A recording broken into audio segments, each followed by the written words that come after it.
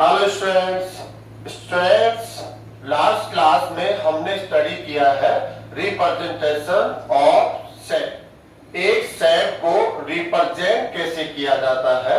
यदि किसी सेट को आपको लिखना हो तो आप कैसे उसे लिखेंगे, इसके लिए 2 मेथड्स हमारे सिलेबस में अवेलेबल है।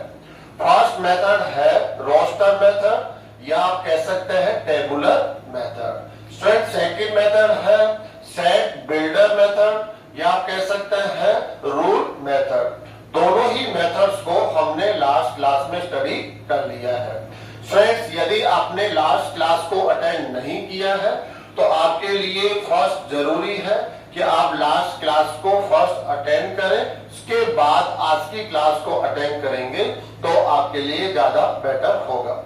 स्टूडेंट्स, आज की क्लास में हम स्टार्ट करते हैं। हमने जो टॉपिक लिया है वो है मानक समुच्चय। कुछ मानक समुच्चय हम ले रहे हैं सम स्टैंडर्ड सेट्स।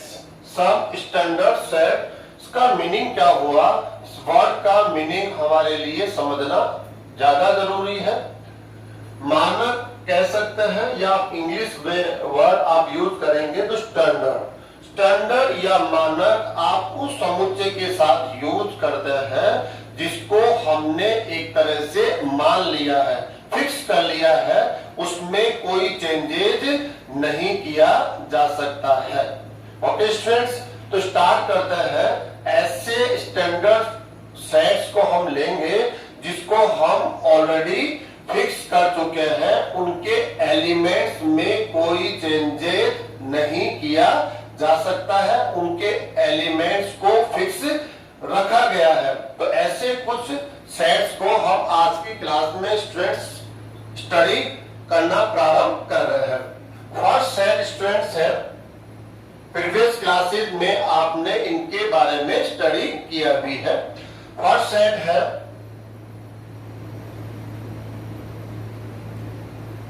स्टूडेंट्स प्राकृत संख्याओं का समुच्चय।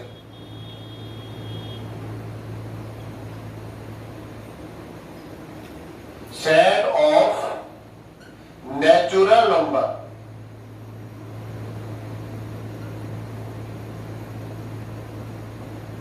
सेट ऑफ नेचुरल नंबर, कौन से नंबर्स को आप नेचुरल नंबर बोलते हैं। स्टूडेंट, प्रीवियस क्लासेस के नॉलेज से आप आज की क्लास में ये बता सकते हैं कि ये वो नंबर है जिनको हम नेचुरल नंबर कहते हैं।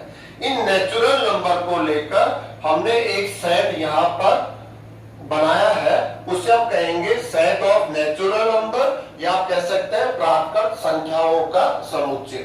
स्टूडेंट्स, इस सेट को हम जनरली कैपिटल N से डिनोट करते हैं और आप जानते हैं किसी भी सेट को अगर सेट में आपको कोई भी ब्रैकेट यूज करना हो तो उसके लिए हमने पहले से ही डिसाइड कर लिया है कि वो आप कर्ली ब्रैकेट यूज करेंगे। स्टूडेंट, नेचुरल नंबर्स की हम बात करें, इस सेट के एलिमेंट्स कौन होंगे तो डेफिनेट है वो नेचुरल नंबर्स होंगे। और नेचुरल नंबर कौन होते हैं यदि मैं आपको बताना चाहूं, ऑलरेडी आप जानते होंगे, तो नेचुरल नंबर है 1 2 3 4 5। जो काउंटिंग आपने स्टडी करी है, जिसको आप जानते हैं, उन्हीं को हम नेचुरल नंबर्स कहते हैं। स्टूडेंट्स, हमारा जो फर्स्ट नेचुरल नंबर है 1, सेकंड 2 3 4 5 6 7, ऐसे आप इनफिनिट तक इस काउंटिंग को यूज कर सकते हैं। तो स्टूडेंट, जो काउंटिंग आपके सामने है, इसका स्टार्ट हम कहां से करेंगे, 1 से करेंगे। इसका कोई एंड हमारे पास नहीं होता है, लेकिन हम रेगुलरली इस काउंटिंग को राइट कर सकते हैं, हम इसको स्पीड कर सकते हैं। इसलिए ये जो नंबर्स है इनको हम कौन से नंबर बोलते हैं, नेचुरल नंबर या हम कह सकते हैं प्राकृत संख्याएं, जिसको हम किससे डिनोट करेंगे स्टूडेंट्स, N से।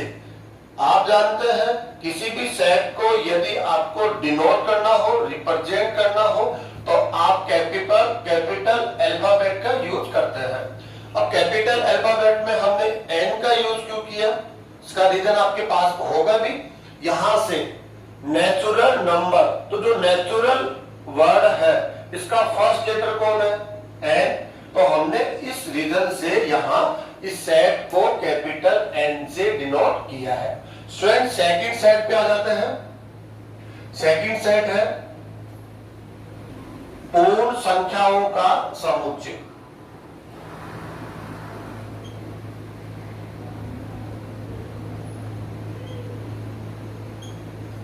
Set of all numbers.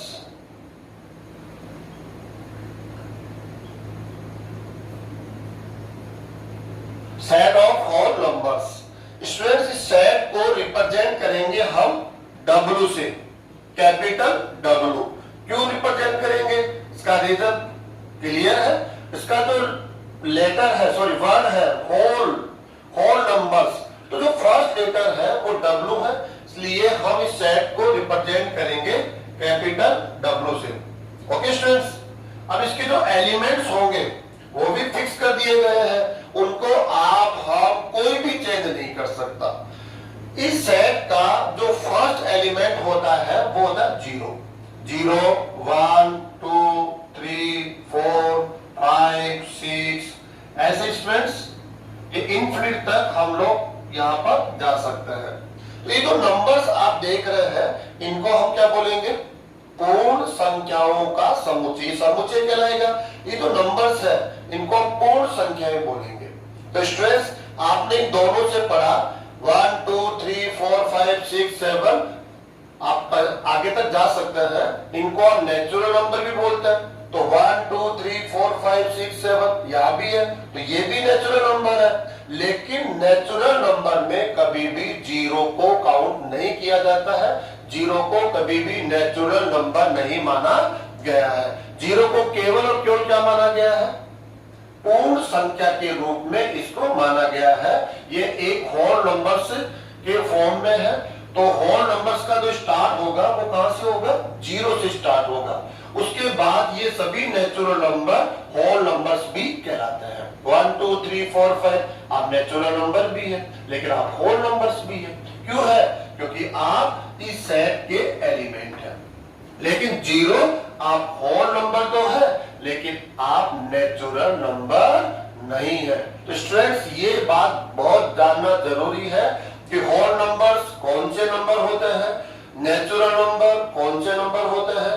आपके लिए काफी आसान होगा क्योंकि आप प्रीवियस क्लासेस से इनको स्टडी करते हुए आ रहे हैं। नेक्स्ट थर्ड है पूर्णांक संख्याओं का समुच्चय।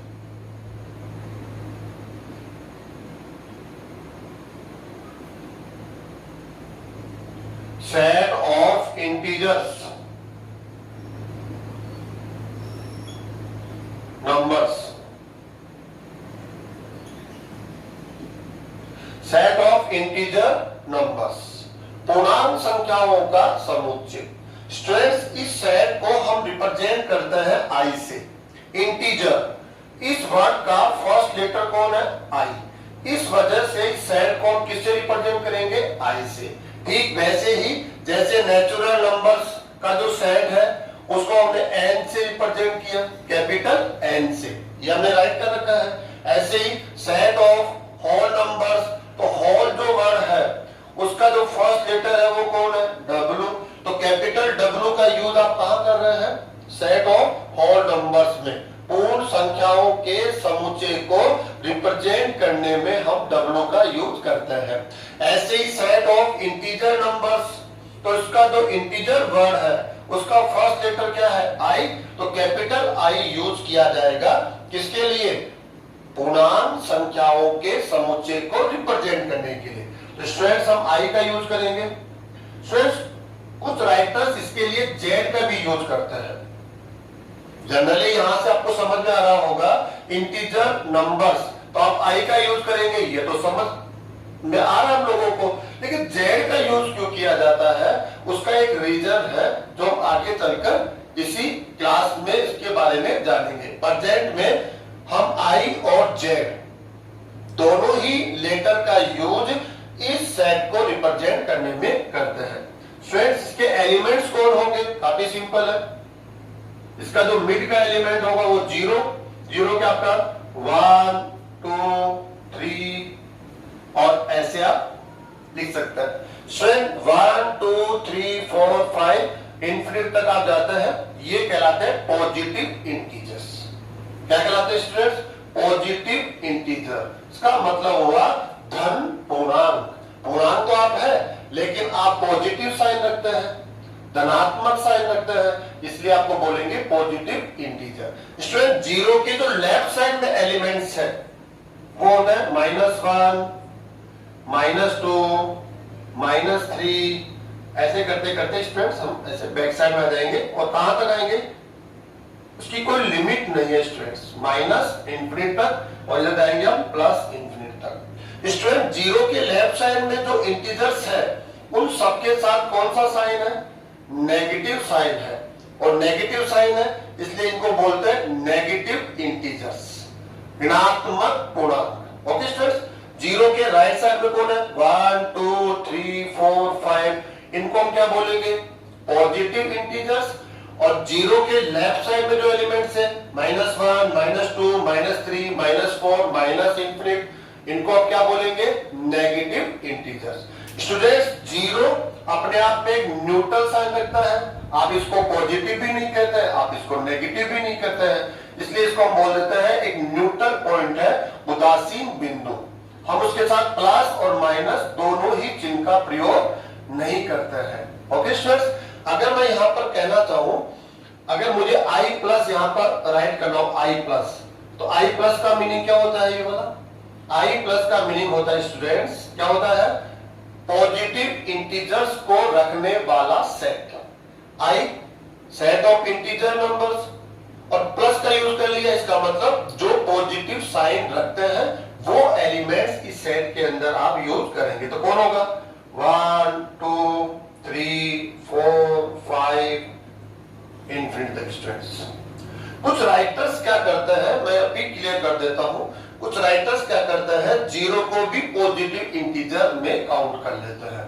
तो ऐसा कई बार कंफ्यूजन देखा जाता है, क्वेश्चन के दौरान हम देखते हैं कि वो जीरो को काउंट करके भी I प्लस को ले लेते हैं, और जनरली क्या किया जाता है, हम जीरो को एक न्यूट्रल पॉइंट के फॉर्म में लेते हैं, उसको प्लस के साथ भी नहीं लेते तो माइनस के साथ भी। ऐसे स्टूडेंट्स अगर हम I माइनस को रिप्रेजेंट करें, I माइनस, या हम रिप्रेजेंट करते हैं स्टूडेंट्स I माइनस, इसका मतलब हो गया आप इंटीजर सेट है लेकिन आपके साथ I का मतलब इंटीजर नंबर्स को रखने वाला, लेकिन कौन से? नेगेटिव नंबर्स को रखता हो। इसके एलिमेंट्स कौन होंगे स्टूडेंट्स? -1 -2 -3 -4, ऐसे आप कह सकते हैं माइनस इंफिनिट तक। तो ऐसे करके स्टूडेंट्स हम इसे 2 पार्ट्स में भी ऐसे राइट कर सकते हैं, और एलिमेंट्स को रखता है जिसमें पॉजिटिव इंटीजर भी हो, जिसमें नेगेटिव इंटीजर भी हो, जिसमें न्यूट्रल एलिमेंट भी हो, जिसका साइन प्लस भी नहीं लिया जा सकता, जिसको हम माइनस भी नहीं ले सकते, वो एलिमेंट जिसको हम जीरो से रिप्रेजेंट करते हैं। तो इन सभी एलिमेंट्स को रखने वाला जो सेट होता है वो इंटीजर सेट कहलाता है, सेट ऑफ इंटीजर नंबर्स कहलाता है, पूर्णांक संख्याओं का समुच्चय। स्टूडेंट ये जानना बहुत जरूरी है कि कौन से नंबर्स को आप इंटीजर नंबर कहते हैं, कौन से नंबर्स को आप क्या कहते हैं? Integer number. तो आपके सामने है, इनको आप देख लीजिए, ये सभी नंबर्स क्या कहलाते हैं? Integer number. यहां से मैं क्लियर करता हूं, 1 2 3 4 5, ये नंबर नेचुरल नंबर भी कहलाएंगे, क्योंकि देख लीजिए आप नेचुरल सेट है, तो 1 2 3 4 5, तो ये नेचुरल है। अगर आप जीरो को ले लेते हैं तो जीरो क्या है? नेचुरल नंबर तो नहीं है लेकिन होल नंबर है, क्योंकि जीरो इस सेट में इंक्लूड है, इसलिए ये होल नंबर है। और 1 2 3 4 5 ये होल नंबर, नेचुरल तो है ही लेकिन होल नंबर्स भी है। ऐसे स्टूडेंट जो ये देखिए -1 -2 -3 -4, ये जो नंबर्स है वो आपके सेट एन में नहीं है, तो ये नेचुरल नंबर नहीं है। ये जो नेगेटिव है ये नेचुरल नंबर नहीं है। आप W से चेक कीजिए, क्या W में ये एलिमेंट्स आप देख पा रहे हैं? तो कहेंगे नहीं। तो ये जो नंबर्स है ये होल नंबर्स भी नहीं है। तो ये नंबर्स क्या कहलाएंगे? Integer numbers. और ये जो पॉजिटिव है ये भी इंटीजर कहलाएंगे। हाँ, ये बात क्लियर है, आप नेचुरल भी है, होल नंबर भी है, लेकिन आप इंटीजर भी है। तो ये जरूरी नहीं है कि कोई नंबर नेचुरल हो गया तो उसको हम अदर फॉर्म में जाके डिफाइन नहीं कर सकते हैं, या वो दूसरा नंबर नहीं हो सकता है। तो ये क्लियर हुआ students. Next students, fourth number पर हम पढ़ रहे हैं परिमेय संख्याओं का समुच्चय, set of rational numbers. Set of rational numbers, इस सेट को हम लोग रिप्रेजेंट करते हैं क्यू से। अब आपके माइंड में क्वेश्चन है कि हमने इसको क्यू से रिप्रेजेंट क्यों किया? इसका कारण क्या है? क्योंकि इससे पहले जो हमने स्टैंडर्ड सेट्स पढ़े हैं उनको हमने उन्हीं के वर्ड के फर्स्ट लेटर से रिप्रेजेंट किया है। जैसे नेचुरल नंबर के लिए आपने n यूज किया, होल नंबर के लिए आपने w यूज किया, इंटीजर्स के लिए आपने i यूज किया। तो हम रैशनल के लिए r का यूज क्यों नहीं कर रहे हैं? हमने इसकी जगह किसका यूज किया है? q। तो उसके पीछे का जो रीजन है, आप आगे जब बढ़ेंगे तो आप एक सेट और पढ़ेंगे जिसको हम बोलते हैं सेट ऑफ रियल नंबर। जो रियल वर्ड है उसका फर्स्ट लेटर कौन है? आर। रेशनल का फर्स्ट लेटर कौन है? आर। अब इन दोनों में से किसी एक को ही आप आर से डिनोट कर सकते हैं। इसको डिनोट कर लेंगे तो आगे जाके डिनोट नहीं कर पाएंगे, उसको डिनोट करते हैं आर से तो इसको नहीं कर पाएंगे। अब इसका जो डिसीजन हो वो कैसे हो? तो इसमें कहीं ना कहीं उनके पावरफुल को देखकर, जो पावरफुलनेस है उसको हम लोग चेक करेंगे। जो ज्यादा पावरफुल होगा उसको हम आर का यूज उसको डिनोट करने में किया जाएगा। तो पावरफुल कौन है? ये रैशनल है, वो रियल है। तो आगे जाके हम पढ़ेंगे जब रियल को, तो आप कंपेयर कर पाएंगे जो सेट ऑफ रियल नंबर है जिसको हम आगे जाके पढ़ने वाले हैं वो ज्यादा पावरफुल है। इसके साथ यदि आप कंपेयर करके उसको देखते हैं तो आर का यूज उसके लिए किया जाएगा, तो डेफिनेट इसके लिए आर का यूज नहीं किया जाएगा। जब आपके लिए आर का यूज ही नहीं किया जाएगा तो यहां पर हम कोई ना कोई एक लेटर तो यूज करेंगे। तो वो लेटर क्या डिसाइड किया गया? क्यू। क्यों? इसका एक रीजन ये भी कह सकते हैं क्योंकि ये क्वेश्चन मार्क्स लग गया, क्यों हम आर का यूज नहीं कर सकते। इसलिए आप यूं समझ सकते हैं कि जो रैशनल नंबर्स है, परिमेय संख्याओं का समुच्चय है, उसको आप आर से रिप्रेजेंट नहीं करके किससे रिप्रेजेंट करने वाले हैं? क्यू से। आप स्टूडेंट्स इसका जो एलिमेंट्स होगा, अब इसके जो एलिमेंट्स है इनको आप रोस्टर मेथड से रिप्रेजेंट नहीं कर सकते। रोस्टर मेथड फर्स्ट मेथड हो गया एक सेट को रिप्रेजेंट करने का। सेकंड मेथड क्या है? Rule method. दोनों मेथड में डिफरेंसेस क्या है? रोस्टर मेथड में आपको सेट के सभी एलिमेंट्स को रखना होता है, लिखना होता है। उनके बिटवीन कॉमा साइन का यूज करते हैं ताकि वो अलग अलग बने रहे, मंझले कोष्ठक का यूज। लेकिन जो रूल मेथड होता है वो आपको कुछ फ्रीडम देता है कि आप सभी एलिमेंट्स को नहीं लिखना चाहते हैं, या आप लिखने में काफी टाइम लग रहा है, या आपके लिए मुश्किल हो रहा है, तो आप चाहें तो इस सेट को रोस्टर से न रिप्रेजेंट करके आप किससे रिप्रेजेंट कर दे? रूल मेथड से। और रूल मेथड क्या कहता है? सभी एलिमेंट्स को एक ही साइन से रिप्रेजेंट किया जाएगा, और वो कौन होगा? एक्स। सच दैट, इसको बोलते हैं सच दैट वेयर, जहां एक्स आपकी डेफिनेशन क्या है? तो एक्स कौन है? परिमेय संख्या, रैशनल नंबर। अब रैशनल नंबर किसको कहेंगे? तो इसके लिए 3 कंडीशंस है। जो नंबर 3 कंडीशंस को फुलफिल करेगा उसे आप रैशनल नंबर बोलेंगे। फर्स्ट कंडीशन क्या है? फर्स्ट कंडीशन है P by Q फॉर्म हो। एक्स के लिए बोल रहे हैं हम लोग, एक्स आप वो एलिमेंट है जो इस रूल को फॉलो करते हैं, इस कंडीशन को फॉलो करते हैं। आपका फॉर्म क्या होना चाहिए? P by Q, ये फॉर्म होना चाहिए। सेकंड कंडीशन क्या है? P and Q, ये इंटीजर्स हो।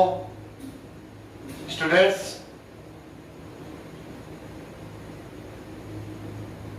इंटीजर्स होने चाहिए, क्यों कह सकते हैं हम लोग इसको, P and Q belongs to I। जो थर्ड नंबर पे हमने पढ़ा है, इंटीजर्स में कौन से नंबर होते हैं, उनका जो मिड एलिमेंट होता है 0, उनके आप राइट में जाएंगे तो 1 2 3 और लेफ्ट में आएंगे तो -1 -2 -3, ये नंबर्स क्या कहलाते हैं, इंटीजर्स। तो P and Q ये नंबर इंटीजर्स होने चाहिए, इसकी सेकंड कंडीशन है। आर इंटीजर्स, सॉरी करेक्ट कर देता हूं मैं,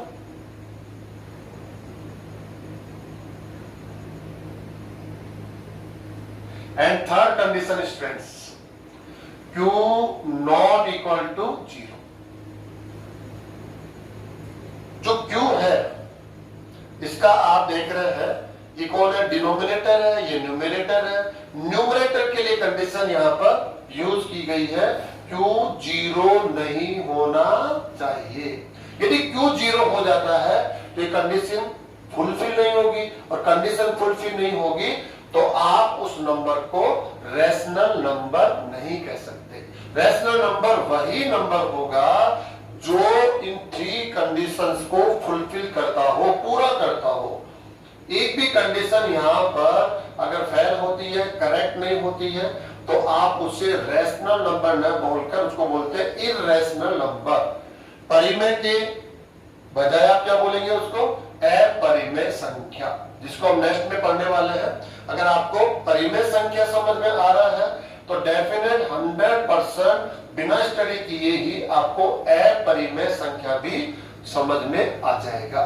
तो रैशनल नंबर पर ध्यान देने की आवश्यकता है। स्टूडेंट यहीं पर कंफ्यूज होता है, काफी समय से आप उसको, ऐसा नहीं है कि फर्स्ट टाइम पढ़ रहे हैं, पहले भी आपने इसको स्टडी किया है तो मैक्सिमम बच्चा जानता होगा, लेकिन कुछ स्टूडेंट आज भी कंफ्यूज है कि कौन से नंबर्स को हम रैशनल नंबर बोलते हैं। तो स्टूडेंट्स Q से डिनोट किया जाएगा, जो रैशनल नंबर्स का सेट बनेगा उसको हम किससे डिनोट करेंगे, Q। जैसे Q एक सेट है तो आपके माइंड में एक क्वेश्चन आ जाना चाहिए कि ये किन नंबर्स का सेट है, तो आप बोलेंगे सेट ऑफ रैशनल नंबर्स। अच्छा, इसमें वो कौन से नंबर है, रैशनल नंबर तो आप बोलेंगे, लेकिन उनकी कंडीशंस क्या होगी। तो first condition P by Q form हो, second condition P and Q both are integers, आप दोनों का इंटीजर्स होना कंपलसरी है। Third condition Q not equal to 0, Q आप क्या नहीं हो सकते, 0 नहीं हो सकते हैं। तो स्टूडेंट्स मैं आपके सामने क्लियर कर दूं कि कौन कौन से नंबर जो है रैशनल होते हैं, क्लियर करते हैं हम लोग। एज एग्जांपल्स हम लोग बात कर रहे हैं, एंड जिसको आपने नेचुरल का 1 2 3 4, ये सभी नंबर्स रैशनल है। तो आप तो कहेंगे तो नेचुरल नंबर है, बिल्कुल ऐसा नहीं कि नेचुरल नंबर होंगे तो रैशनल नहीं हो सकते। नेचुरल नंबर को हमने होल नंबर बोला था, क्योंकि ये नंबर्स है वो होल नंबर्स में भी है, तो ये होल नंबर्स भी है। ये नंबर्स है वो इंटीजर सेट में भी है, तो इंटीजर नंबर भी है। और ये जो नंबर्स है इन तीनों कंडीशन को फुलफिल करते हैं, उनको डिफाइन करते हैं, इसलिए ये नंबर क्या है, परिमेय संख्या या रैशनल नंबर्स। सेकंड इसका रीजन भी देंगे हम लोग, ऐसे आप ले लीजिए, W ले लीजिए, 0 1 2 3, ये सभी नंबर भी क्या है, रैशनल। होल नंबर भी है, रैशनल भी है। इन नंबर्स को बोलेंगे तो ये क्या है, नेचुरल भी है, लेकिन तो 0 होल नंबर है लेकिन नेचुरल नहीं है। इसके बाद आप देखेंगे I स्टूडेंट्स, I में कौन होता है आप जानते हैं, माइनस इंफिनिट, ऐसा हो जाएगा -2 -1 0 1 2 3। ये नंबर्स भी कौन है, रैशनल। ये जितने भी नंबर्स ऑलरेडी आपने स्टडी किए, आज की क्लास में स्टडी किए हैं, पहले भी आपने स्टडी किए हैं, इन सब नंबर्स को आप रैशनल नंबर भी कहेंगे। क्यों कहेंगे, रीजन सिंपल है, ये तीनों कंडीशन को फुलफिल करने वाले नंबर्स आप है। चेक कीजिए, जैसे हम चेक करते हैं 2 आप एक रैशनल नंबर है या नहीं है। तो first condition P by Q form check करो, इसके अंदर में अपॉन 1 यूज कर सकते हैं, 2 अपॉन 1 2 ही तो होता है, तो ये हो गया P by Q, इसकी फर्स्ट कंडीशन हो गई स्टूडेंट्स। सेकंड कंडीशन चेक कीजिए, इसकी फर्स्ट कंडीशन, सेकंड कंडीशन को चेक करना है आपको। सेकंड कंडीशन क्या है? p equal to 2 and belongs to i है, इंटीजर है, ये इंटीजर्स, ये सेट है। अरे हाँ, तो एक इंटीजर नंबर है। हाँ, एंड q क्या है यहाँ पर? q इक्वल टू कौन है? 1 बिलोंग्स टू i, आगे एक इंटीजर है। तो ये सेकंड कंडीशन फुलफिल हो गई है, दोनों का इंटीजर होना जरूरी है। थर्ड, q इक्वल टू क्या है? 1, चेक करो 1, नॉट इक्वल टू 0, 0 नहीं होना चाहिए, तो 1 तो 0 नहीं होता, 1 को तो 0 थोड़ी बोल सकते हैं आप लोग, तो ये 0 नहीं होना चाहिए, तो 0 नहीं है। तो 3 कंडीशंस जो रैशनल के लिए रिक्वायर है वो पूरी हो रही है। कौन पूरी कर रहा है? 2, तो 2 को आप क्या बोल देंगे? Rational number. ऐसे स्टूडेंट्स आप 0 को चेक कर लीजिए, जैसे 0 आप रैशनल है या नहीं है, तो इसको कैसे चेक करेंगे? First condition p by Q form, 0/1 use कर सकते हैं, 0 में तो 0/2 भी कर सकते हैं, 0/4 भी कर सकते हैं, 0/7 भी कर सकते हैं, 0 तो स्पेशल है, लेकिन आप 1 को ले लीजिए। तो बताइए p बाई क्यू फॉर्म हो रहा नहीं हो रहा है? हो रहा है। ये फर्स्ट कंडीशन हो गई। सेकंड कंडीशन, p की वैल्यू क्या है? 0 बिलोंग्स टू i, 0 एक इंटीजर है, ये चेक कर लीजिए, integer, and q 1 belongs to i। इन दोनों का इंटीजर होना जरूरी है। सेपरेटली चेक करो, p कोड q कोड दोनों इंटीजर होने चाहिए। अगर दोनों में से एक भी इंटीजर नहीं है, दोनों इंटीजर नहीं है, फिर ये रैशनल नहीं होगा। सेकंड कंडीशन कह रही है, थर्ड को भी चेक करना होगा, q इक्वल टू क्या है? 1 है, नॉट इक्वल टू 0, तीनों condition full, first second third, तो 0 आप कौन हो गए? रैशनल। इसके अलावा कोई भी नेगेटिव नंबर ले लीजिए, जैसे आपने -2 ले लिया, -2 आप रैशनल है या नहीं है? कैसे चेक करेंगे? p अपॉन q फॉर्म लीजिए, आप कैसे करेंगे? -2/1 यूज कर सकते हैं, स्टूडेंट कर सकते हैं, -2/1 कर सकते हैं। आप कौन हो गया? ये p अपॉन q फॉर्म हो गया, ये फर्स्ट कंडीशन हो गई इसको चेक करने के लिए। सेकंड, p की value equal to -2 and belongs to i हो गया, इंटीजर है ना, p इक्वल टू -2, और -2 क्या होता है? इंटीजर। 1 2 3 इंटीजर्स होता है, इनके नेगेटिव -1 -2 -3 -4 ये भी इंटीजर होता है। तो अरे ये तो इंटीजर है, q को चेक कीजिए, q इक्वल टू 1, ये भी इंटीजर है, दोनों का इंटीजर होना चाहिए, इंटीजर है। थर्ड कंडीशन चेक कर लीजिए, q equal to 1 not equal to 0। जो q है आप चेक कर रहे हैं, यहां पर न्यूमरेटर की वैल्यू है वो 0 नहीं हो सकती। क्यों? अगर ये 0 हो जाएगी तो आप इसको किससे डिवाइड करेंगे? 0 से, और 0 से डिवाइड करेंगे तो वैल्यू क्या मिलती है? उसको कहते हैं ऐड ट्रिपासी, नॉट डिफाइंड, ये डिफाइन ही नहीं है। कैसे हम 0 से डिवाइड करेंगे? इसको हम इनफिनिट जनरली राइट कर देते हैं, 2/0 इनफिनिट, 1/0 इनफिनिट, 100/0 इनफिनिट होता ना। इसलिए कहा गया है जो आपका न्यूमरेटर है ये 0 नहीं होना चाहिए। क्यों? 0 हो गया तो उसकी वैल्यू को आप फाइंड नहीं कर पाओगे, और वैल्यू ही फाइंड नहीं होगी तो फिर हम लोग डिसाइड नहीं कर पाएंगे कि आप कौन सा नंबर है, उसके नेचर को नहीं बता पाएंगे। ऐसे स्टूडेंट चेक कर लिए। तो हमने क्या कहा? ऑल नेचुरल नंबर्स ये रैशनल नंबर होते हैं, सब रैशनल नंबर है, सब रैशनल, नेचुरल है लेकिन रैशनल भी है। सेकंड, ऑल होल नंबर्स ये भी रैशनल नंबर है, ऑल इंटीजर्स ये भी रैशनल नंबर है। कितना सिंपल है। अब तक जितने भी नंबर्स आपने स्टडी किए वो सभी नंबर्स क्या है? रैशनल नंबर्स है। इनके अलावा भी रैशनल नंबर है, ऐसा नहीं ये तो है, लेकिन इनके अलावा रैशनल नंबर कौन से हैं वो आप चेक कर सकते हैं। स्टूडेंट देखिए, आप लोग यहां से चेक करते हैं हम लोग। जैसे डेसिमल फॉर्म में हो, कोई भी डेसिमल फॉर्म ले लीजिए, जैसे मैंने ले लिया 1.2 आप नेचुरल है तो कहेंगे नेचुरल तो नहीं हो सकता, नेचुरल में 1 2 3 4 5 ऐसा होता ना, तो होल नंबर है, होल भी नहीं हो सकता, 0 1 2 3, डेसिमल तो आता ही नहीं है होल में, इंटीजर भी नहीं होगा। तो क्या आप फिर रैशनल है? तो रैशनल के लिए 3 condition, p by q form, p and q are integers, and third q not equal to 0। Okay students, तो इसको p by q फॉर्म में हम कन्वर्ट करते हैं। कैसे करेंगे इसको हम लोग? इसके डेसिमल को हटाना पड़ेगा आपको, 12/10 डेसिमल, इसको कैंसिल करना आता ना डेसिमल, कैसे आप देखो 12/10, इसको सिंप्लीफाई भी कर सकते हैं, ऐसे भी रख सकते हैं, 2 से डिवाइड कर दीजिए 6/5। तो 1.2 को आप कैसे राइट कर सकते हैं 6/5, और 6/5 अरे ये तो p/q फॉर्म हो गया, p/q फॉर्म हो गया। तो एक फर्स्ट कंडीशन फुलफिल हो गई है, first condition. Second condition check करो, p की वैल्यू चेक करो यहां से, p = 6 बिलोंग्स टू i है, इंटीजर है ना, और q = क्या है स्टूडेंट्स 5 बिलोंग्स टू i, दोनों इंटीजर्स है, both are integers. Third condition q = 5 not equal to 0, जो q है वो 0 नहीं होना चाहिए। यदि q 0 हो गया तो क्या कंडीशन आ जाएगी, जैसे मैं कह देता हूं 2/0, ये p/q तो हो गया, लेकिन इसकी वैल्यू को आप डिफाइन नहीं कर सकते। क्या वैल्यू होगी इसकी, आप ज्ञात कर सकते हैं, कैलकुलेट कर सकते हैं, नहीं कर सकते। तो इसको हम या तो ऐसे बोलते हैं अपरिभाषित, ऐसे बोलना पड़ता है लोगों को। नॉट डिफाइन, नॉट डिफाइन का मीनिंग होता है जिसकी कैलकुलेशन की कोई डेफिनेशन नहीं है। जब डेफिनेशन ही नहीं है तो विदाउट डेफिनेशन कैलकुलेशन कैसे करेंगे, कर सकते हैं, नहीं कर सकते। क्यों नहीं कर सकते, आज दिन तक आपने क्या किया है, कोई भी कैलकुलेशन की है आपने किसी न किसी एक डेफिनेशन या रूल या प्रॉपर्टी या फॉर्मूला, उसके बेसिस पर आपने वो कैलकुलेशन की है।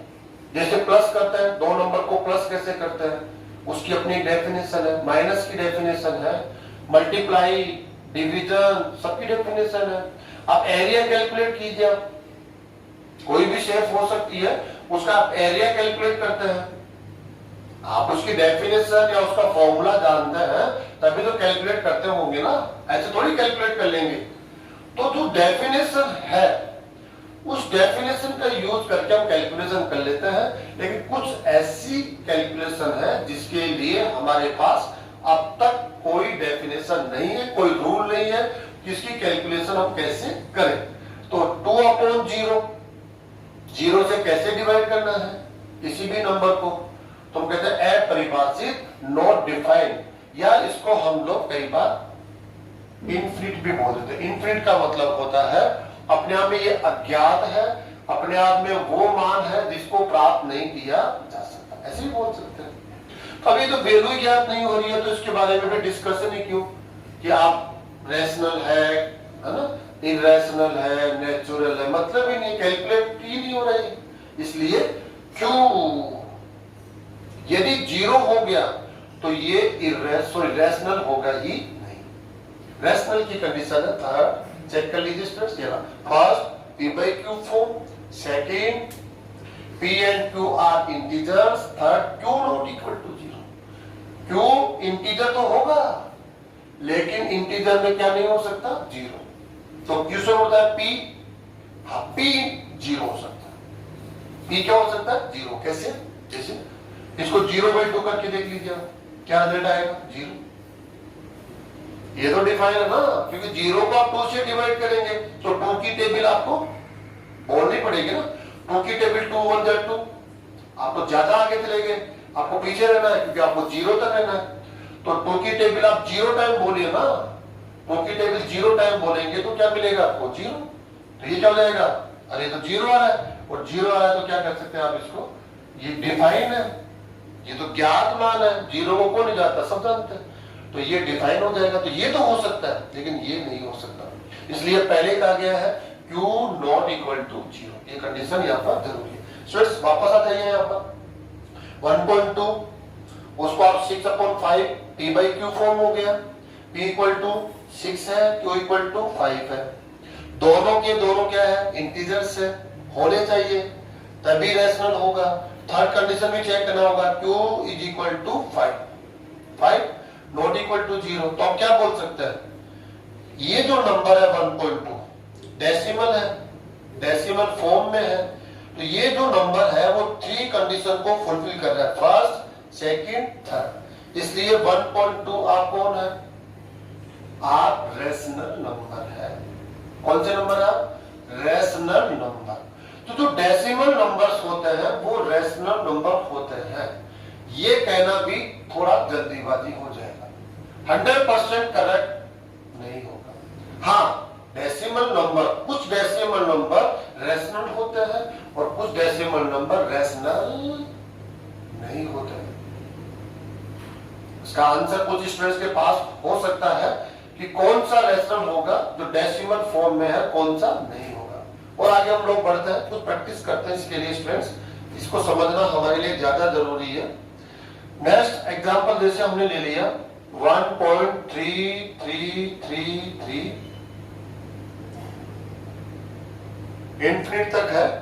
ये रिपीटिंग डेसिमल है, रिपीटिंग है, 333 रिपीट होके मिल रहा है आप लोगों को। अब आपको ये लग रहा होगा कि इसको हम लोग रैशनल नंबर कह सकते हैं, नहीं कह सकते? नेचुरल तो नहीं है, कोई भी डेसिमल नंबर नेचुरल नहीं होता, होल नहीं होता, इंटीजर नहीं होता। इनमें डेसिमल हो ही नहीं सकता, फ्रैक्शन फॉर्म में भी नहीं होता वो। अब देखो आप, अरे ये रैशनल नंबर है या नहीं है, कैसे पता करें? कैसे पता करें हम लोग? तो इसका आंसर है कि कैसे पता किया जाएगा। इसको क्या p/q फॉर्म में राइट कर सकते हैं? First condition, first p/q form ला सकते हैं इसका, ऐसा। तो कुछ स्टूडेंट क्या करेंगे इसके अंदर, अरे ऐसा कर लेते हैं इसमें 1.3333 ऐसा करते हैं, इसके अंदर में अपॉन 1 कर लेते हैं। आ गया p/q फॉर्म। ओके, चलो मान लेते हैं आ गया p/q आ गया है। लेकिन जो p की वैल्यू है वो ये है। क्या ये वैल्यू सेकंड कंडीशन में फुलफिल होती है? p इंटीजर होना चाहिए। क्या ये डेसिमल नंबर इंटीजर है? तो नहीं, तो बेकार हो गया। उस हिसाब से तो ये क्या हो गया? रेशनल नहीं है, क्योंकि p एंड q का इंटीजर होना जरूरी है। p/q फॉर्म हो ओके, लेकिन p एंड q का क्या होना जरूरी है? इंटीजर्स, ये पूर्णांक होने चाहिए। लेकिन q तो 1 ले लिया, ये इंटीजर है, लेकिन p की वैल्यू क्या है? 1.333, ये तो इंटीजर नहीं है।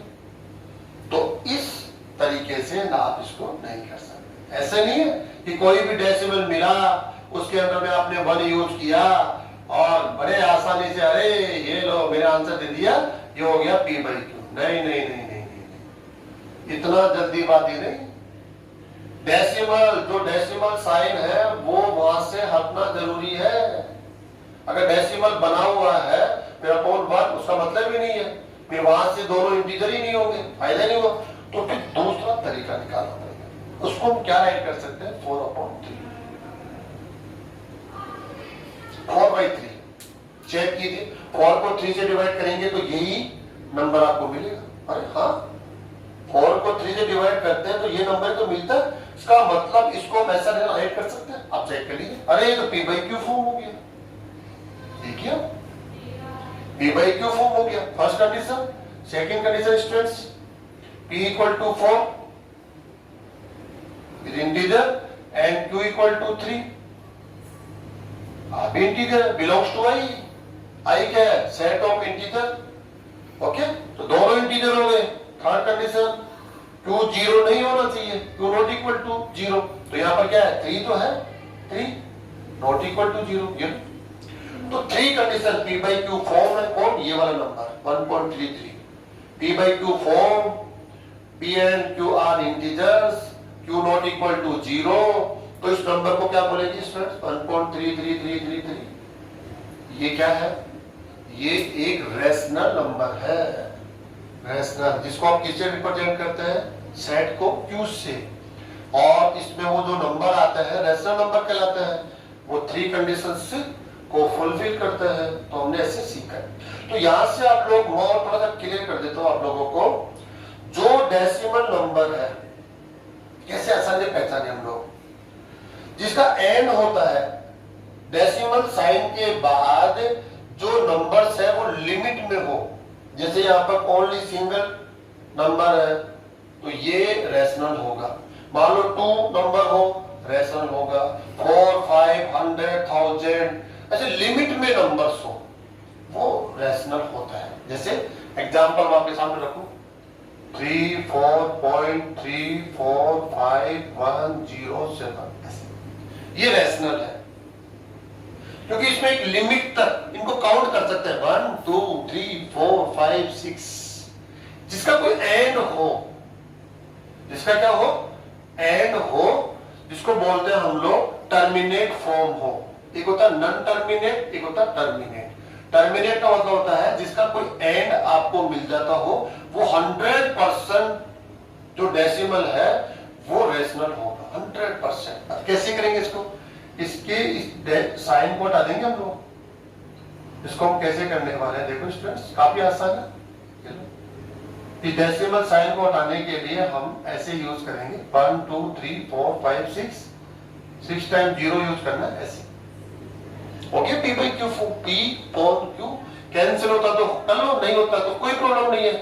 ये पी है, ये क्यू है, दोनों के दोनों इंटीजर है, क्यू नॉट इक्वल टू 0 है। अरे ये नंबर तो रैशनल है, ये नंबर तो जिसका कोई एंड मिल जाता हो वो 100% रैशनल है। ऐसे आप चेक कर सकते हैं। जिस डेसिमल का एंड होता हो, जो इन्फिनिट तक नहीं जाता हो, वो रैशनल होता है। तो ये तो क्लियर हो गया, एंड मिलते तो रैशनल है, चेक करने की कोई रिक्वायरमेंट नहीं है। लेकिन एंड नहीं मिले साहब, ऐसा भी तो हो सकता है कि आपको एंड ही नहीं मिले, ऐसी कंडीशन आपको मिलती हो तो कैसे करेंगे हम लोग, देखो यहां देखते हैं हम लोग, एंड नहीं मिले तो स्टूडेंट चेक कीजिए। अभी जैसे हमने जस्ट ही लिखा था, हमने 1.3333 इंफिनिट, इसको हम चाहें तो ऐसे कर सकते हैं 1.3, ये रिपीटिंग है, इसको हम बार साइन बोलते हैं 1.3 बार। बार का मतलब होता है ये रिपीटिंग नंबर है, सिंगल नंबर है 3, कई होता है 3 4 3 4 3 4 3 4 3 4, तो 3 4 पे हम लोग ये रिपीटिंग साइन यूज करते हैं, बार यूज कर लेते हैं स्टूडेंट्स, ठीक है। अब देखिए आप इसको कैसे राइट कर सकते हैं, 4/3, जस्ट करंट में एग्जांपल लिया हुआ है। अब देखिए ये नॉन टर्मिनेट फॉर्म में, इसका कोई एंड नहीं है, 3 3 3 3 3 3 3, ये टर्मिनेट नहीं हुआ, ये नॉन टर्मिनेट फॉर्म में है। इसका मतलब ये रैशनल नहीं होगा, है ये तो मैं भी क्लियर किया, ये तो रैशनल है। तो कंफ्यूज हो गए हम लोग, कैसे कंफ्यूज हो गए, जो जिसका एंड होता है वो तो रैशनल है, तो जिसका एंड नहीं होता, जो इंफिनिट तक कंटिन्यू करता है, तो वो क्या रैशनल नहीं होगा, होगा भी नहीं भी होगा। ये लो, एक तो क्लियर कर दिया, जिसका एंड हो जाता है, जो टर्मिनेट फॉर्म में डेसिमल नंबर है वो रैशनल होगा। टर्मिनेट जो कट हो जाता है, जिसका एंड हम लोगों को मिल जाता है, डेसिमल के बाद में जो नंबर्स है उनको आप काउंट कर सकते हैं, तो वो तो रैशनल है। लेकिन जो टर्मिनेट ना हो, जो टर्मिनेट ही फॉर्म में नहीं है, देखो ये एंड तक जा रहा है, इन्फिनिट तक, आप काउंट ही नहीं कर सकते कितने हैं ये, इन्फिनिट। इन्फिनिट तो हमें खुद को पता नहीं क्या होता है, ये तो अज्ञात रूप में है। तो ये रैशनल होगा या नहीं होगा, तो आंसर है होगा भी और कुछ कंडीशन में नहीं भी होगा। कैसे पता करें, जिसका कोई एंड नहीं हो, नॉन टर्मिनेट फॉर्म में रैशनल डेसिमल नंबर हो, डेसिमल नंबर है नॉन टर्मिनेट फॉर्म में, एंड ही नहीं है। अब ये रैशनल कब होगा, बहुत सिंपल, काफी आसान है, सिंपल वर्ड में मैं बोल देता हूं। अगर ये रिपीटिंग है, रिपीटिंग कोई भी एक नंबर हो या नंबर्स का कोई ग्रुप हो, रिपीटिंग हो तो रैशनल है, और नॉट रिपीटिंग हो, रिपीट नहीं होते हो, तो वो रैशनल नहीं है। और रैशनल, ये तो नेक्स्ट टॉपिक की रैशनल हो जाएगा। ओके स्टूडेंट्स, तो ये 4/3 क्या हो गया, रैशनल। और ऐसा मैं नंबर ले देता हूं मैं 2.343434, ऐसे करते हैं इंफिनिट, इसको क्या राइट कर सकते हैं 2.34 ऐसे। इसको आप P by Q फॉर्म में राइट कर सकते हैं। आने वाले क्लासेस में पढ़ेंगे कि इसका P by Q फॉर्म क्या होगा। ये रैशनल है क्योंकि रिपीटिंग है, 3 4 3 4 3 4, नेक्स्ट क्या आएगा, बोलिए 3 4, नेक्स्ट क्या आएगा 3 4, अरे आप बता पा रहे जबकि राइट नहीं किया हुआ, इसका मतलब ये रैशनल है। लेकिन कोई मैं नंबर ऐसा बोलूं जैसे 47.3120351, बताइए अब कौन आएगा? अब इसका एंड हो गया, एक कट हो गया तो रैशनल है, लेकिन कट नहीं हो साहब, ये लो, कट होते ही तो रैशनल, कट नहीं हुआ तो ये रैशनल हो भी सकता है, नहीं भी हो सकता। अब बताइए, बोलिए नेक्स्ट नंबर कौन होगा? हम नहीं बता सकते। हम जो बोल रहे हैं वो गलत भी तो हो सकता है, सही भी हो सकता है, श्योर नहीं है हम लोग। तो श्योर जब नहीं है तो ये रैशनल नहीं है। क्यों नहीं है? क्योंकि ये 3 कंडीशंस को फुलफिल करने वाला नंबर नहीं है। 3 कंडीशन p/q फॉर्म नहीं लिख सकते, लिख भी दोगे तो दोनों इंटीजर्स नहीं होंगे, सीधी बात है। या q इक्वल टू 0 हो जाएगा, नॉट इक्वल टू 0 नहीं होगा। तो ये जो नंबर है जिसको कहते हैं नॉन टर्मिनेट फॉर्म में है, एंड तक जाता है और नॉट रिपीटिंग है, यहां पर किसी नंबर का रिपीटेशन नहीं है या ग्रुप ऑफ नंबर्स का रिपीटेशन नहीं है। जैसे यहाँ पर 3 4 3 4 3 4 ग्रुप ऑफ नंबर्स का रिपीटेशन, जहां रिपीटेशन है वो रैशनल है, और जहां रिपीटेशन नहीं है वो रैशनल नहीं है, और रैशनल नहीं है वो क्या कहलाता है? इररेशनल, अपरिमेय संख्या। ओके स्टूडेंट्स, तो समझ में आएगा। और थोड़ा ध्यान से आप देखेंगे, थोड़े नंबर्स को लेंगे और आंसर देने की कोशिश करेंगे तो आप गलतियां करते करते करेक्ट आंसर देना लगभग सीख जाएंगे। काफी टाइम हमने ले दिया है। तो हमने यहाँ पर क्या देखा? परिमेय संख्याओं का समुच्चय, जिसको हम किससे रिप्रेजेंट करते हैं? Q से, और इसका एलिमेंट कौन होगा? X, और X की कंडीशंस क्या है? p/q form, second p and q are integers, third q not equal to 0। वो नंबर जो इन 3 कंडीशंस को पूरा करते हैं वो परिमेय संख्या कहलाती है। और इन परिमेय संख्याओं का हम एक कलेक्शन कर लेते हैं, उसी को हम बोलते हैं समुच्चय।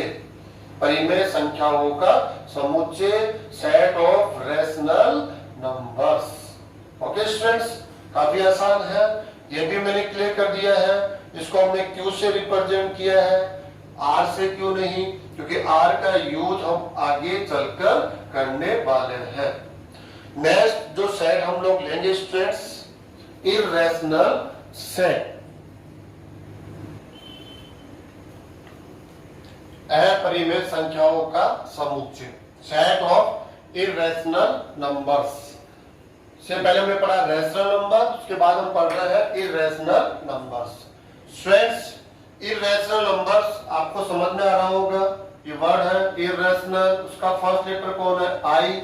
I का यूज हम लोग यहाँ नहीं कर सकते। क्यों नहीं कर सकते? क्योंकि I का यूज ऑलरेडी हमने एक स्टैंडर्ड सेट में कर लिया है। वो स्टैंडर्ड सेट है सेट ऑफ इंटीजर नंबर्स, वहां भी हमें I मिला था इंटीजर, यहाँ हो गया इररेशनल। तो I का यूज आप लोगों ने पहले कर लिया है। इंटीजर्स नंबर्स का सेट है, यहाँ पर इररेशनल, तो I का यूज यहाँ नहीं कर सकते हैं। ओके स्टूडेंट्स, मैंने वहां पर एक क्वेश्चन भी किया था कि वहां हम जो आपके इंटीजर नंबर्स है उसको आप I से तो रिप्रेजेंट करते ही करते हैं, लेकिन कुछ राइटर्स उसको Z से भी रिप्रेजेंट करते हैं। उसके पीछे का रीजन यही है।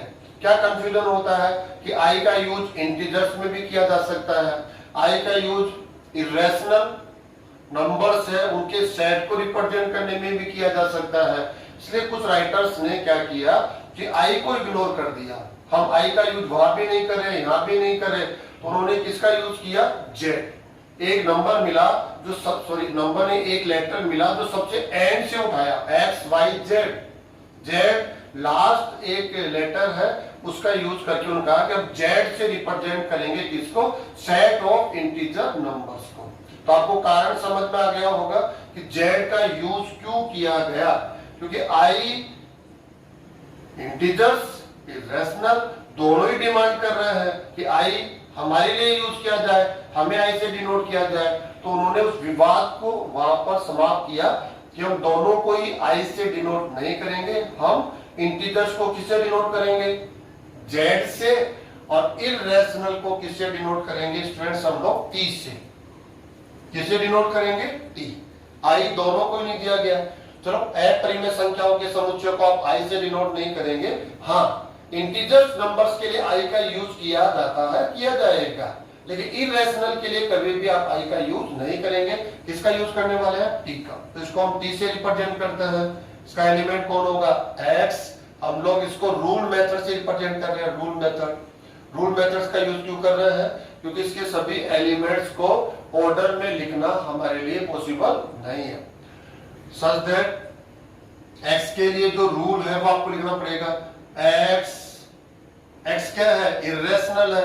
इरेशनल का मतलब ही क्या है? जो रेशनल न हो, जो इन 3 कंडीशंस को फुलफिल नहीं करता हो, जो Q का एलिमेंट नहीं हो। X not belongs to Q, जो एलिमेंट Q में है वो तो कहलाएगा रेशनल, और जो Q में नहीं है, Q के बाहर है, वो क्या कहलाएगा?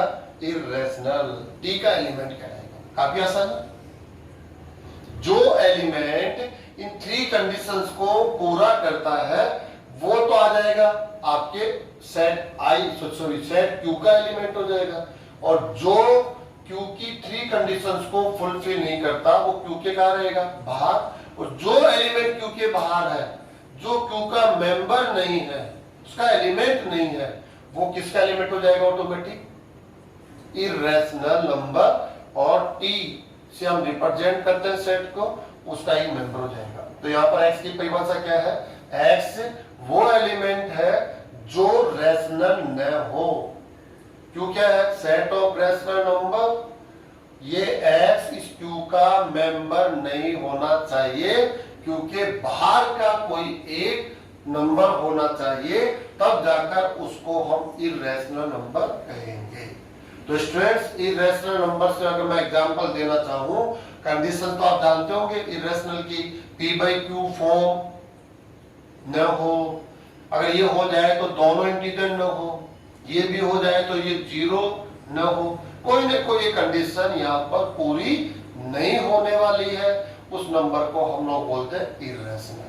जनरली इसके एग्जांपल्स में आप देखेंगे जो रूट वाले नंबर्स है, √2, √3, √5, √6, ऐसे स्टूडेंट्स, ऐसे ये जो नंबर्स है वो इरेशनल नंबर्स कहलाते हैं। इरेशनल, अपरिमेय संख्याएं हैं।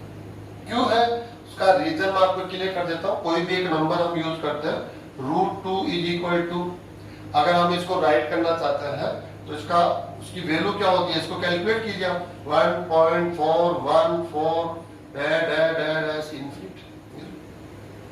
इसमें देख लीजिए आप, डेसिमल के बाद जो नंबर्स है अगर इनको काउंट करेंगे तो ये काउंटेबल नहीं है, इसको आप काउंट नहीं कर सकते, इनफिनिट तक जा रहे हैं, और यहाँ पर रिपीटिंग नहीं है।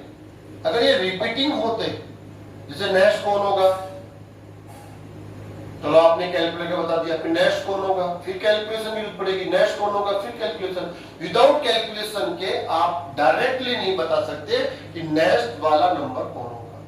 तो ऐसी कंडीशन जब आ जाती है, ये रिपीटिंग फॉर्म में न हो, तो ये क्या कहलाता है, इरेशनल। इसको कभी भी p/q फॉर्म में कन्वर्ट नहीं कर सकते आप, वो भी किस कंडीशन में, p और q इंटीजर होने चाहिए। करने का तो आप क्या कर दोगे, इसके अंदर में अपॉन 1 लगा दो, तो p/q फॉर्म हो गया, लेकिन p एंड q इंटीजर्स होने चाहिए ना, p की वैल्यू ये रह गई, अपॉन 1 तो q तो 1 हो गया, वो इंटीजर हो गया, लेकिन p तो यही रह गया ना, ये तो इंटीजर नहीं हुआ ना। तो हम कहते हैं √2 आप इस फॉर्म में है, आपको p/q form, p and q are integers, q not equal to 0, इन 3 कंडीशंस को आप फुलफिल नहीं करते हैं, और आप भी नहीं, आप भी नहीं करते, आप भी नहीं करते, आप भी नहीं करते, ऐसे जितने भी रूट्स वाले नंबर है वो सबके सब 3 कंडीशंस को पूरा नहीं करते हैं, इसलिए इनको क्या बोल देते हैं हम लोग students, irrational numbers.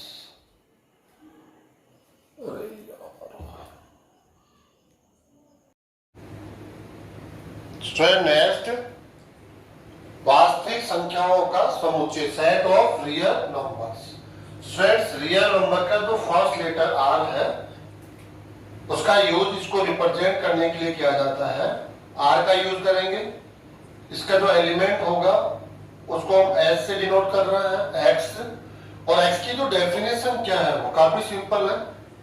x belongs to q, x q का एलिमेंट होना चाहिए। जो कह रहे हैं परिमेय संख्या हो, x एक परिमेय संख्या हो। परिमेय संख्या का मतलब है 3 कंडीशंस को फुलफिल करने वाली संख्या हो।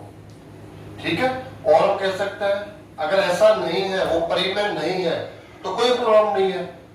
x बिलोंग्स टू t, इसका मतलब क्या हुआ, x अपरिमेय हो। अगर वो परिमेय नहीं है तो कोई प्रॉब्लम नहीं है, x कौन हो, अपरिमेय हो। अपरिमेय है तब भी वो r का एलिमेंट वो नंबर होगा, और परिमेय है तब भी वो नंबर r का होगा। तो कुल मिलाकर हम क्लियर कह सकते हैं कि r आप वास्तविक संख्याओं के समुच्चय को प्रदर्शित करते हैं, आप डिनोट करते हैं। वास्तविक संख्याओं का आप समुच्चय है। इसके एलिमेंट्स कौन होंगे, वेरी सिंपल, आप आराम से इसको देख लीजिए। x परिमेय हो तो रियल है, x अपरिमेय हो तो भी रियल है। कुल मिलाकर परिमेय संख्याओं को और अपरिमेय संख्याओं को लेकर जो समुच्चय हम लोग लिखते हैं वो क्या कहलाता है, वास्तविक संख्याओं का समुच्चय। काफी इंपॉर्टेंट है, हर बार हम r को इस लेसन के अंदर देखते रहेंगे तो r का मीनिंग हर एक स्टूडेंट्स को क्लियरली होना चाहिए। r है सेट ऑफ रियल नंबर्स, इसके अंदर कौन से नंबर्स आते हैं, जो नंबर परिमेय हो, p by q form, p and q are integers and last q not equal to 0, इस फॉर्म में लिखे जा सकते हो। इन तीनों को फुलफिल करते हो या हम कह सकते हैं नहीं करते हो, करते हो तो भी रियल है, नहीं करते हो तो भी रियल है। तो कुल मिलाकर मैं आपको थोड़ा सा सिंपल वर्ड्स में बोलना चाहूं, अब तक आप जहां पर स्टैंड कर रहे हैं वहां तक जितने भी नंबर्स आपने स्टडी किए हैं, जो आपकी प्री स्कूल से लेकर अब आप 11th क्लास में आ गए हैं, एक तरह से एक सीनियर लेवल की तरफ आप आ गए हैं, तो वहां तक जितने भी नंबर्स आपने स्टडी किए हैं वो सभी नंबर रियल नंबर होते हैं। नेचुरल नंबर्स रियल नंबर होते हैं, होल नंबर्स रियल नंबर होते हैं, इंटीजर्स रियल होते हैं, रेशनल रियल होते हैं, इरेशनल रियल होते हैं। तो इतने नंबर आपने पढ़े, वो सभी के सभी नंबर क्या होते हैं, रियल। तो स्टूडेंट्स आर की डेफिनेशन को हमने यहाँ पर देख लिया है। नेक्स्ट नंबर पर आप आ जाइए 7, यह है काल्पनिक संख्याओं का समुच्चय।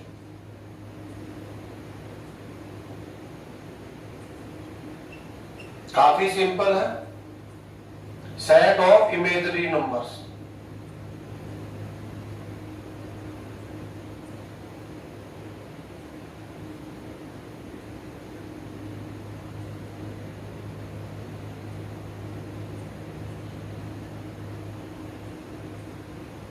Set of imaginary numbers. Student set को हम डिनोट करते हैं IM से। इसका जो फर्स्ट लेटर है वो जनरली यूज नहीं किया जाता है। क्यों नहीं किया जाता है, इसका आंसर आपके पास होगा कि जो I है वो हमने सेट ऑफ इंटीजर्स के लिए यूज कर लिया। कुछ राइटर Z का यूज कर रहे थे, लेकिन कुछ राइटर्स ने I को इंटीजर्स के लिए यूज कर लिया, तो इसका जो फर्स्ट लेटर है वो I है। तो आप I का यूज करेंगे तो हमें कंफ्यूज होगा कि ये इंटीजर के लिए यहाँ पर साइन है, तो कंफ्यूजन न हो इसलिए हम इसमें IM का यूज करते हैं, IM। इमेजिनरी के लिए आप फर्स्ट टू लेटर का यूज करेंगे, तो इमेजिनरी सेट के लिए IM का जनरली यूज किया जाता है। इसके एलिमेंट्स कौन होंगे, X, इसका एलिमेंट होगा। X की डेफिनेशन क्या है, X not belongs to R। काफी सिंपल है। R अभी करंट में पढ़ ही रहे हैं, R के पास जो एलिमेंट होते हैं नेचुरल नंबर्स होते हैं, होल नंबर्स होते हैं, इंटीजर्स होते हैं, रैशनल होते हैं, इरेशनल होते हैं, सब नंबर इसके पास होते हैं। सभी डेसिमल नंबर्स होते हैं, जितने भी रूट्स वाले नंबर्स होते हैं, क्यूब रूट्स वाले जो नंबर्स होते हैं, सब आपके क्या है, ये रैशनल नंबर्स है। अब तो रैशनल नंबर्स है, यहां पर हमने क्या कहा, x आप रियल नंबर होता है, तो x आप रियल नंबर न हो, यदि आप एक रियल नंबर नहीं है तो आप क्या कहलाएंगे, इमेजिनरी नंबर, काल्पनिक संख्या। और ऐसी संख्याओं को लेकर जो समुच्चय हम लोग लिख रहे हैं उसे बोलेंगे काल्पनिक संख्याओं का समुच्चय। अब क्वेश्चन उठता है, ऐसा कौन सा नंबर छूट गया जो रियल नहीं है? क्योंकि अभी करंट पे हमने कहा कि हमने जो लोवेस्ट जो हमारी क्लास है वहां से लेकर हम 11 तक आ गए हैं, सभी नंबर्स रियल है। तो कौन सा नंबर है जिसको हम नहीं जानते, उसको हम रियल नहीं कहेंगे, तो जो रियल नहीं होगा वो आपका इमेजिनरी होगा। तो जो नंबर रियल नहीं होता, इमेजिनरी का जो नंबर है वो कौन है, एक्स। एक्स की क्या डेफिनेशन है, यहाँ पर मेरा रूल लिखना होता है क्योंकि ये रूल मेथड है। X not belongs to R, X does not member of R, R के आप एलिमेंट नहीं हो सकते, आप रियल नहीं हो सकते हैं। तो रियल नहीं हो सकते तो वो नंबर कौन सा होगा, जनरली मैं आपके सामने कर देता हूं स्टूडेंट्स, रूट ऑफ -1। जो नेगेटिव नंबर का रूट है, जो नेगेटिव नंबर है, कोई भी नेगेटिव हो सकता है, किसी भी फॉर्म में हो सकता है, यदि उसके ऊपर उसके साथ में रूट यूज किया गया, रूट ऑफ नेगेटिव नंबर, वो हमेशा इमेजिनरी नंबर होता है, कभी भी रियल नहीं होता। इसको हम लोग जनरली आयोटा से डिनोट करते हैं। आगे जाके पढ़ेंगे, पूरा एक लेसन आप पढ़ेंगे जिसमें आप आयोटा को वहां पर देखेंगे। अभी हम लोग थोड़ा सा हल्के रूप में ले रहे हैं। रूट ऑफ -1 इसको किससे लिखा जाता है, आयोटा से। जो आप कहते हैं ये रैशनल नंबर नहीं है, सॉरी ये रियल नंबर नहीं, रैशनल भी नहीं है, इरेशनल भी नहीं है, नेचुरल भी नहीं है, होल नंबर भी नहीं है, इंटीजर भी नहीं है, रियल भी नहीं है, और जो रियल नहीं है वो तो इमेजिनरी हो गई। तो ये नंबर इमेजिनरी नंबर है। रूट ऑफ -1 को क्या लिखा जाता है, आयोटा से जनरली लिखा जाता है। आगे जाके ये फॉर्मूला हम लोग पढ़ने वाले हैं। ऐसे आप ले सकते हैं रूट ऑफ -2, रूट ऑफ -3, ऐसे करके आप रूट ऑफ -1/2, ऐसे करते करते स्टूडेंट्स आप ले सकते हैं रूट ऑफ 3.47, सॉरी -47। नेगेटिव होना चाहिए। ये सब नंबर क्या है, सबके सब नंबर क्या है स्टूडेंट्स, ये आपके इमेजिनरी नंबर्स हैं। क्यों है, क्योंकि आप सब रियल नंबर नहीं है, इसलिए इन सबको क्या बोलेंगे हम, इमेजिनरी नंबर्स। तो स्टूडेंट्स आपको समझ में आ गया होगा, जो नंबर रियल नंबर नहीं है उसे हम लोग इमेजिनरी नंबर बोलते हैं, काल्पनिक संख्या बोलते हैं। और ऐसी संख्याओं को लेकर जो समुच्चय हम लोग लिखेंगे उसी को क्या बोल देंगे, काल्पनिक संख्याओं का समुच्चय। एंड लास्ट पे आ जाते हैं स्टूडेंट्स हम, लास्ट 8 सम्मिश्र संख्याओं का समुच्चय। इनको आगे चलकर एक पूरे लेसन में पढ़ने वाले हैं। अभी केवल और केवल हम इनके साइन को समझ रहे हैं। एलिमेंट्स भी आपको समझ में नहीं आ रहा हो, कोई प्रॉब्लम नहीं है। ये एलिमेंट्स आपके लिए नए फॉर्म में है, फर्स्ट टाइम आप देख रहे हैं, कोई प्रॉब्लम नहीं है। आप केवल साइन पर ध्यान दीजिए, आई एम, इसका मतलब है सेट ऑफ इमेजिनरी नंबर। जहां भी आप आई एम देखेंगे वो एक सेट का साइन होगा। किस सेट का साइन है, इसको देखिए। ये जो एलिमेंट्स है वो नेक्स्ट इसी क्लास में नेक्स्ट हम लेसन में पढ़ने वाले हैं। ऐसे आपका 1 नंबर सम्मिश्र संख्याओं का समुच्चय, set of complex numbers. Students complete एक चैप्टर में पढ़ेंगे हम सेट ऑफ कॉम्प्लेक्स नंबर। इसको हम आने वाले एक कंप्लीट चैप्टर में इसी को स्टडी करने वाले हैं। इसमें कॉम्प्लेक्स नंबर होंगे, जिसके अंदर इमेजिनरी नंबर होंगे, साथ में रियल नंबर तो होंगे ही होंगे, तो ऑलरेडी आपने स्टडी की हुई है। इस सेट को हम लोग स्टूडेंट सी से रिप्रेजेंट करते हैं। सी से डिनोट करना है, क्यों करना है? कॉम्प्लेक्स का फर्स्ट लेटर सी है, सिंपल है। इसका जो एलिमेंट होगा वो कौन होगा? एक्स होगा स्टूडेंट्स। और एक्स की डेफिनेशन क्या होगी? X is equal to A plus iota B, ये फॉर्म में होना चाहिए। यहाँ ए एंड बी कौन है? A and B belongs to R, ये रियल है। ए एंड बी दोनों तो रियल है, लेकिन बी के साथ ये कौन देख रहे हैं आप? आयोटा। और आयोटा हमने किसको कहा था? Root of -1। और रूट ऑफ -1 क्या है? इमेजिनरी नंबर है। इमेजिनरी नंबर है स्टूडेंट, देखो इसको। जनरली आपने क्या पढ़ा है कि कोई भी नंबर हो उसका स्क्वायर लेने पर क्या आता है? पॉजिटिव। ये रूल पढ़ा ना आप लोगों ने, आपने प्रॉपर एक स्टैंडर्ड रूल माना हुआ इसको कि एक नंबर है उसका स्क्वायर लेंगे तो पॉजिटिव आ जाएगा। जैसे एग्जांपल मैं आपके सामने रखूं, -1 का स्क्वायर तो आप बोलते हैं 1, -2 का स्क्वायर तो आप बोलते हैं 4, पॉजिटिव आ रहा है पॉजिटिव। लेकिन जो इमेजिनरी नंबर होता है, अगर आप उसका स्क्वायर लेंगे ना, रूट ऑफ -1, देखो इसका स्क्वायर लेंगे तो आप क्या बोलेंगे? -1। अरे ऐसा तो हमने कभी ध्यान ही नहीं दिया। हमने तो क्या पढ़ा है कि कोई भी नंबर हो, पॉजिटिव हो नेगेटिव हो, तो उसका स्क्वायर लेने पर क्या आता है? पॉजिटिव। लेकिन स्क्वायर लेने पर नेगेटिव भी आता है। इसलिए जो रूल आपने पहले पढ़ा हुआ है उसको करेक्ट करने की आवश्यकता है। आज के समय के हिसाब से उसको करेक्ट करना पड़ेगा। तो आपने पढ़ा था कि कोई भी नंबर हो उसका स्क्वायर पॉजिटिव होता है। अब उसको थोड़ा ठीक कर लीजिए कि कोई भी रियल नंबर हो, अगर वो नंबर रियल है तो उसका स्क्वायर पॉजिटिव आएगा। अगर वो नंबर रियल नहीं है, और रियल नहीं है तो इमेजिनरी होगा। जितने भी नंबर है उसको 2 पार्ट्स में डिवाइड किया गया, रियल होगा और रियल नहीं होगा तो इमेजिनरी होगा। इमेजिनरी नहीं होगा तो फिर रियल होगा, उनके अलावा कोई नंबर हो ही नहीं सकता। तो 2 पार्ट्स में नंबर्स को डिवाइड किया गया है, रियल या आप कह सकते हैं इमेजिनरी। तो अगर रियल नंबर है तो उसका स्क्वायर पॉजिटिव होगा। इमेजिनरी नंबर है, कोई भी नंबर इमेजिनरी है, उसको पहचानना है तो आप आसानी से पहचान सकते हैं, उसका स्क्वायर क्या होगा? नेगेटिव। चेक कर लीजिए, ये आ गया रूट ऑफ -2, इसका स्क्वायर लेंगे तो क्या आएगा? -2 आ जाएगा, नेगेटिव आ गया तो इमेजिनरी हो गया।